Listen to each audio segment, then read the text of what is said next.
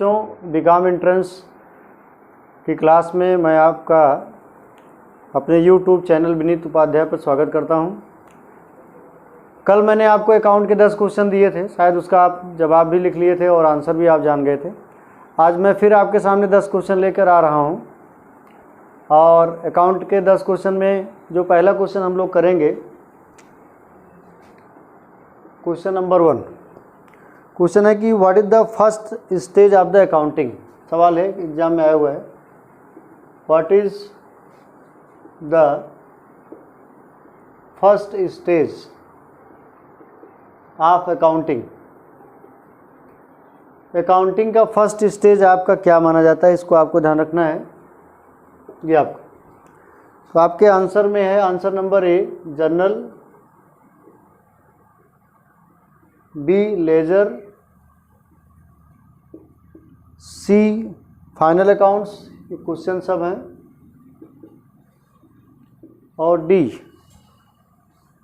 Trial balance.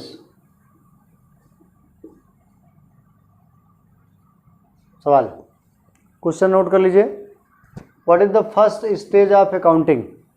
Accounting का first stage क्या है। तो आप कभी भी, अगर आपका बैकग्राउंड रहा हो 11th 12th या साइंस भी आपने पढ़ा हो, कोई दिक्कत नहीं है, आप कभी बेस पढ़ेंगे अकाउंट का, तो अकाउंट का फर्स्ट स्टेप होता है जर्नल एंट्रीज।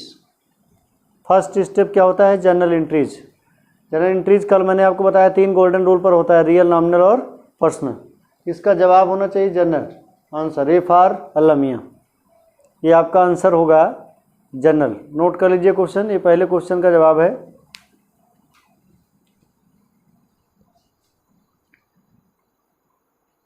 क्वेश्चन नंबर 2 पर हम लोग आते हैं।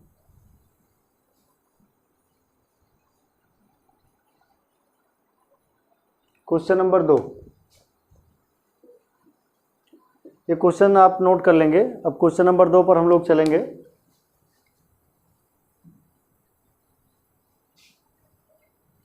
क्वेश्चन नंबर 2 आपका जो है, इसमें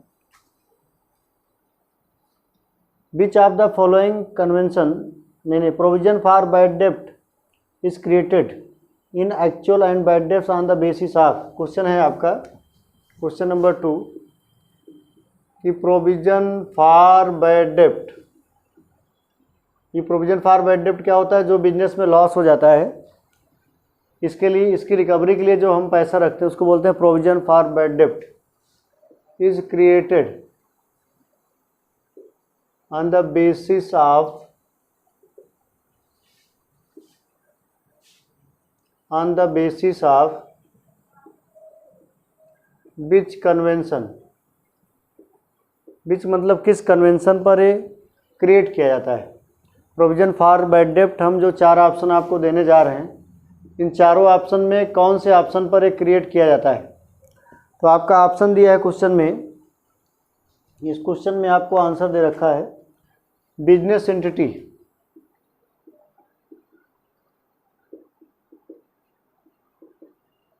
business entity concept, going concern concept,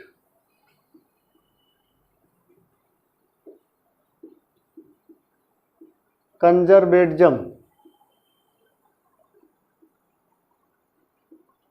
conservatism concept या कन्वेंशन, और नन ऑफ दिस। ये जवाब क्या आंसर होना चाहिए। आप कभी पढ़ेंगे कंजर्वेटिज्म, इसको हिंदी में बोलते हैं रूढ़िवादी प्रथा। जो हिंदी मीडियम के बच्चे हैं, ये कन्वेंशन आपसे कहता है कि जितने लॉस हैं, उन लॉस के लिए जो हम प्रोविजन बनाते हैं, इसी कन्वेंशन के अंदर आता है। Accept the loss and reject the profit. इसका कंसेप्ट क्या होता है कि जब भी आप बिजनेस, अगर आपको बहुत बड़ा बिजनेसमैन बनना है, तो आपका जो दुश्मन है, बिजनेसमैन का सबसे बड़ा दुश्मन होता है लॉस। इस लॉस के इम्पोर्टेंस को जानना पड़ेगा। जब तक दुनिया में लॉस नहीं होगा, जब तक किसी आदमी को ठोकर नहीं लगेगी, तब तक उसकी बुद्धि कैसे खुलती। तो बिजनेस में ये कन्वेंशन आपसे क्या कहना चाहता है, एक्सेप्ट द लॉस। जहाँ जहाँ आपको नुकसान होता है उसको आप मानिए कि हमको नुकसान हुआ है, तब नए सिरे से आप करेंगे। तब आप, शुरू में इन्होंने कहा कि रिजेक्ट द प्रॉफिट। अगर आपको बिजनेस शुरू करना है, इनिशियल स्टेज पर डेवलप करना है तो प्रॉफिट की तरफ मत भागिए, खर्चों और नुकसान की तरफ की बात करिए, बाद में तो आपको फ़ायदा होना ही है। वो तो आपको ध्यान रखना है, ये प्रोविजन बाय डेप्ट एक लॉस होता है, और लॉस की जब बात आएगी तो आपका एक कंसेप्ट काम करेगा, कंजर्वेटिज्म। तो आपका आंसर होगा सी फॉर कालीमा। क्वेश्चन नंबर 2 का आंसर हो गया। क्वेश्चन नंबर 3 हम लोग देखेंगे।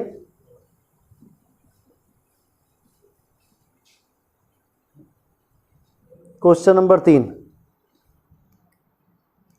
The system of recording the transaction based on double aspect concept. Question number 3 है, the system of recording.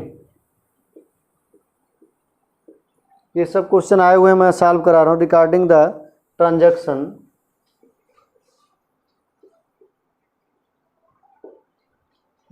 The transaction based on double aspect, dual बोलते हैं इसको, ड्यूअल होगा, sorry, dual aspect concept is called as.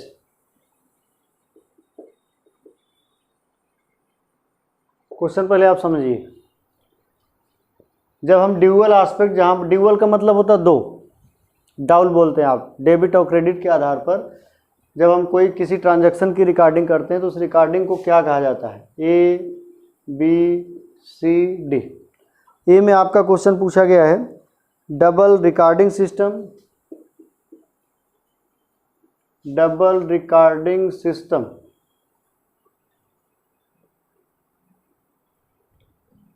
यानी इसको shortcut में DRS बोला जा सकता है। फिर दूसरा है double accounting system, DAS, double accounting system.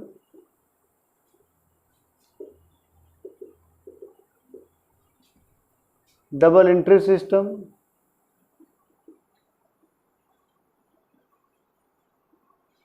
DES, double entry system. None of this. ये क्वेश्चन आपका है,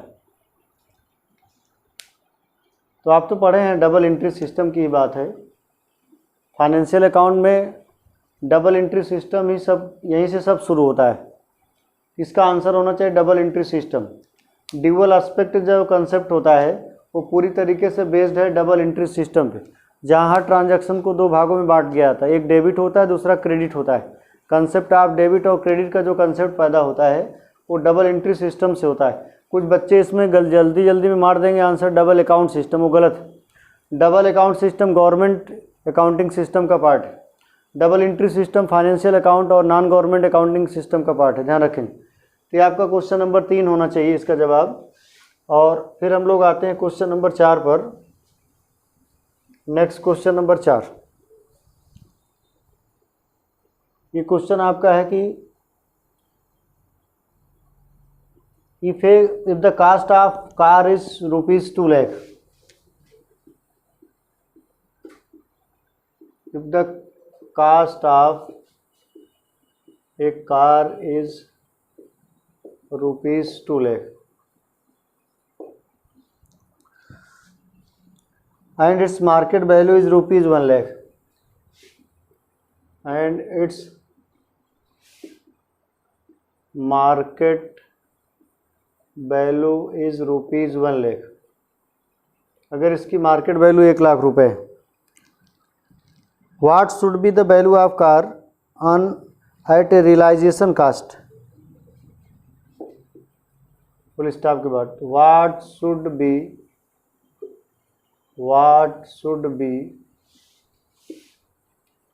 value of car at realisation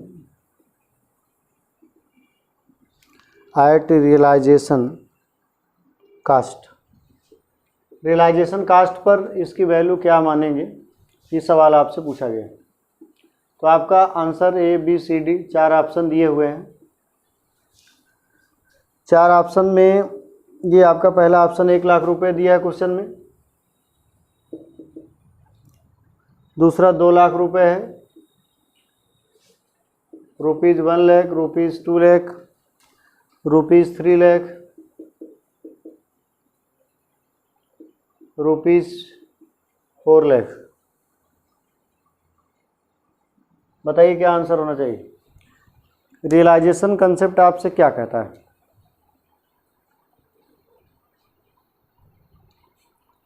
realisation concept आपसे कहता है कि आपको देखना है कि मार्केट वैल्यू की रियलाइज वैल्यू की, रियलाइज से मतलब क्या, मार्केट वैल्यू वसूली कितना हम कर सकते हैं। कार की कास्ट भले आपकी 2 लाख रुपए हो, लेकिन मार्केट में उस समय अब वैल्यू उसकी कितनी होगी, घट के 1 लाख रुपए, तो रियलाइजेशन कास्ट इसकी 1 लाख रुपए मानी जाएगी। यही अगर ये आपका मार्केट वैल्यू 2.5 लाख होती, यानी आपको पता होगा कार वगैरह खरीदने के 10 दिन बाद ही आप बेचिए तो उसकी वैल्यू डाउन हो जाती है मार्केट में। वो लोग मान लेते हैं कि 10 दिन, भले 10 दिन उसके अंदर कोई खरोच ना आया हो, लेकिन मान लेते हैं कि कुछ ना कुछ हो गया है। भैया 2 लाख की कार आप हमको 1,80 में दे दी, 20,000 छोड़ दीजिए। पूछेगा कितने की है, 2 लाख का आपने लिया था, 10 दिन यूज़ भी तो किया आपने। इसका आंसर क्या होना चाहिए, 1 लाख रुपये। रियलाइजेशन कास्ट की वैल्यू आपकी 1 लाख रुपये मानी जाएगी, मार्केट वैल्यू के बराबर। ये क्वेश्चन आपका है, ध्यान रखेंगे। अगला क्वेश्चन आपका, matching concept is based on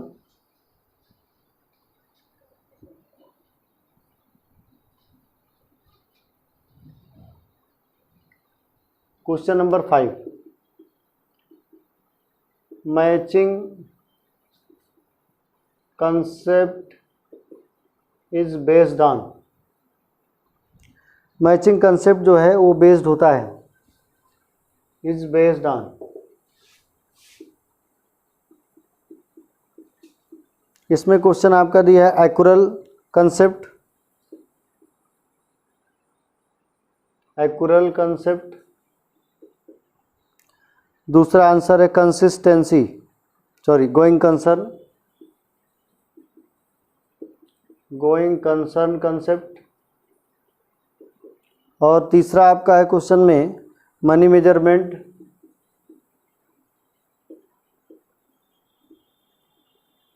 money measurement concept. और चौथा दिया है accounting period concept. Matching concept आपको सिखाता है कि जो आपने जितने की गुड्स बनाई है, जैसे 10 रुपये की चीज़ है, तो आप इसको, ये तो कास्ट प्राइस है, इसकी मार्केट प्राइस से इसको मैच कराइए। अगर ये 10 रुपये में आप बेच दे रहे हैं तो no profit no loss, break even point की बात। 8 रुपये में बेच दे रहे हैं तो लॉस हो गया, 12 रुपये में बेच रहे हैं तो प्रॉफिट हो गया। मैचिंग कंसेप्ट आपको सिखाता है कि चीज़ों को आप कास्ट प्राइस और मार्केट प्राइस को कंपेरेटिव अप्रोच में चेक करिए कि वैल्यू किसकी ज़्यादा है, फ़ायदा नुकसान की बात आती है। एक्यूरल कंसेप्ट होता है, जब भी आप एक्यूरल कंसेप्ट पढ़ेंगे तो ये आंसर आपका होना चाहिए क्वेश्चन नंबर 5 का, एक्यूरल कंसेप्ट। ये बात आपको ध्यान रखना, accrual concept, not going concern, not money measurement, not accounting period, that is based on accrual concept. ये आपको ध्यान रखना है। फिर आप में क्वेश्चन दिया है, क्वेश्चन नेक्स्ट आपका दे रखा है इसमें,